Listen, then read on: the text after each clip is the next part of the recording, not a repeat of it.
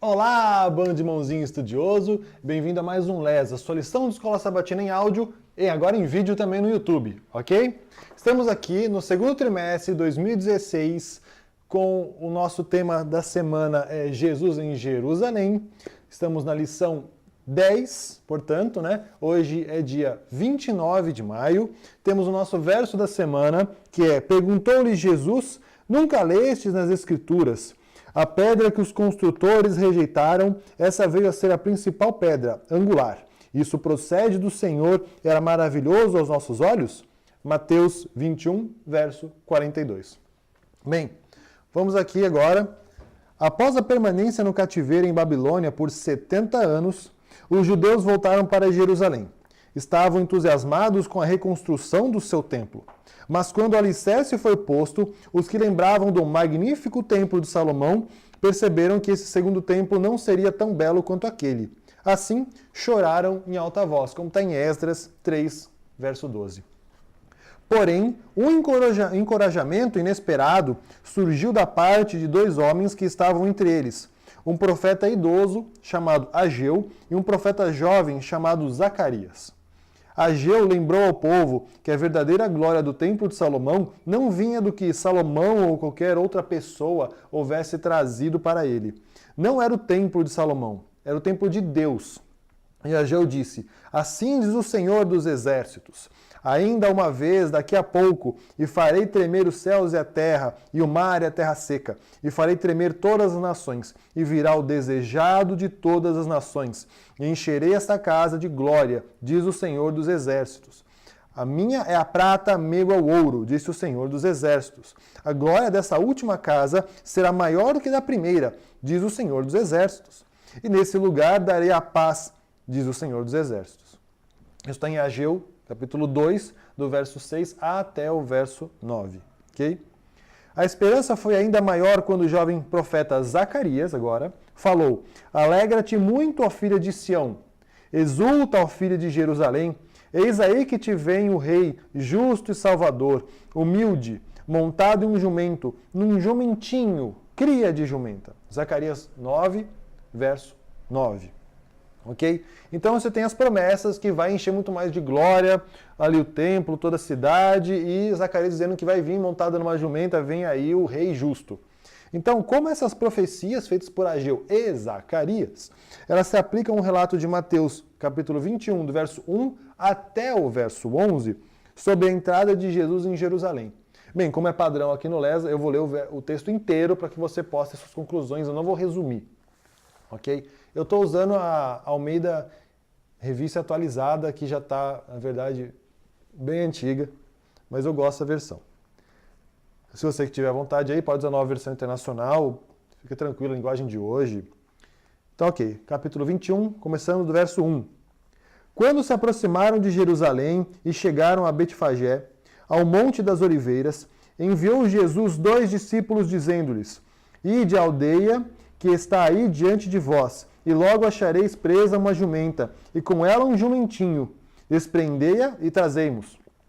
E se alguém vos disser alguma coisa, respondei que o Senhor precisa deles, e logo os enviará.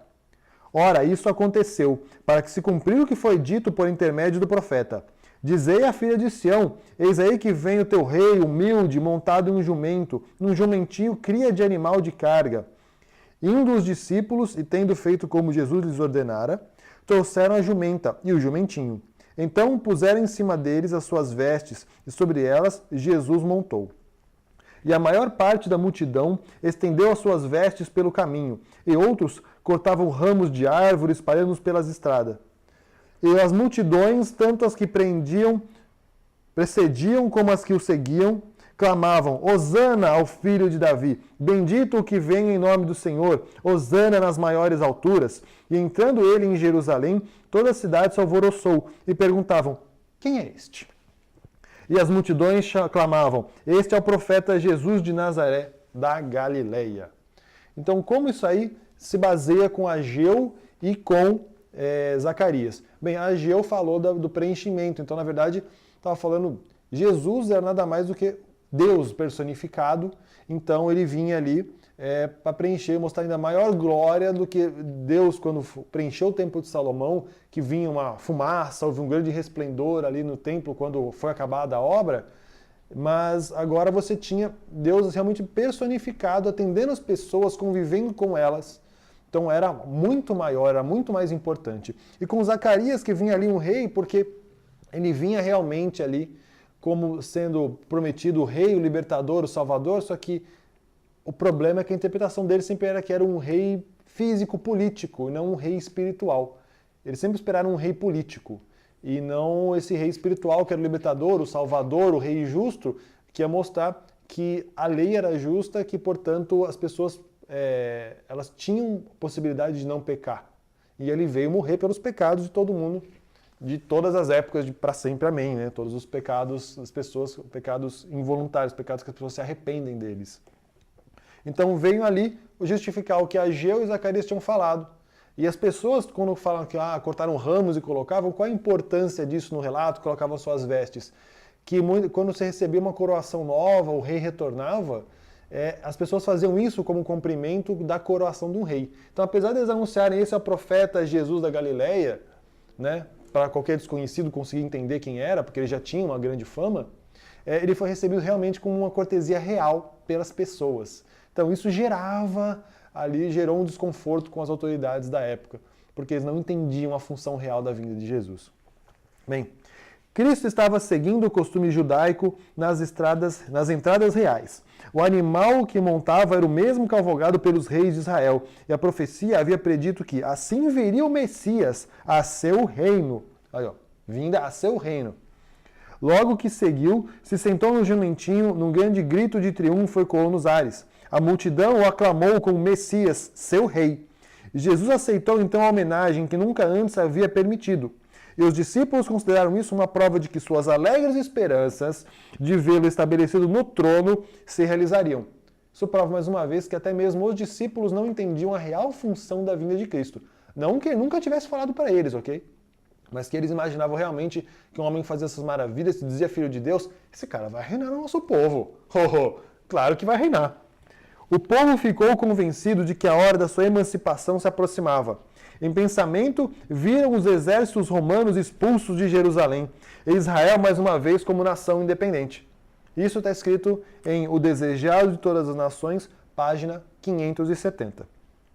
Então aqui a gente vê no estudo de hoje como a entrada de Jesus, que havia sido predita, ela comprova duas esperanças que foram feitas lá atrás, na época de Ageu, Zacarias, e você tem ali também uma comprovação de que como o povo não compreendia muito bem o que Jesus vinha fazer. Que prova assim, era profetizado, o povo ia receber Jesus desse jeito.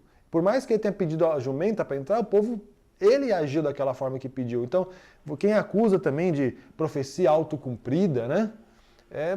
Sinto muito, cara. Não compara. Não sei que ele tinha mancomunado conversado com uma cidade inteira, pedido para ela agir daquela forma. Sendo que tudo que ele fez foi pedir para entrar numa jumenta. O povo podia muito bem ter rejeitado. Bem, pessoal, esse foi o estudo de hoje. Espero que você tenha gostado. Ok, pessoal, e não se esqueça do ano bíblico, livro de Esther, capítulos 1 até o capítulos 4, ok? Então, um grande abraço. Se você gostou, assina o canal aí embaixo. Obrigadão, a intenção é que todo dia a gente esteja de volta aqui para falar do estudo dessa semana, ok? Abraço.